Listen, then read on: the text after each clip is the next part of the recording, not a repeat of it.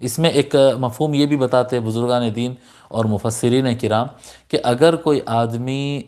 کسی کا علاج کرتا ہے قرآن سے، یا کوئی قرآن کریم پڑھا دیتا ہے یا قرآن کریم کا سمجھا دیتا ہے، اس کی تفسیر بیان کرتا ہے، اس کو حفظ کراتا ہے، جی تلاوت کرتا ہے، اور کوئی اس کو ہدیہ نذرانہ پیش کر دے تو لینا جائز ہے،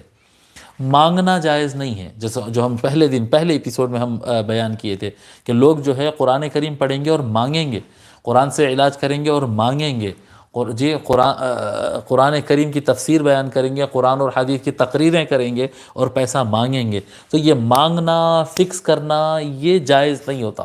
مانگنا، قرآن کے بدلے میں پیسہ مانگنا اور قرآن کریم کے لیے پیسہ فکس کرنا، یہ جائز نہیں۔ ہاں، قرآن کریم پڑھا دو، قرآن کریم تلاوت کرو، قرآن کریم سمجھاؤ، قرآن سے علاج کرو، پڑھ کر پھونک کر علاج کرو۔ اگر کوئی ہدیہ پیش کر دیتا ہے، تحفہ پیش کرتا ہے بنا مانگے کہ وہ سامنے سے پیش کرتا ہے، تو پھر وہ جائز ہو جاتا ہے، وہ جائز ہو جاتا ہے۔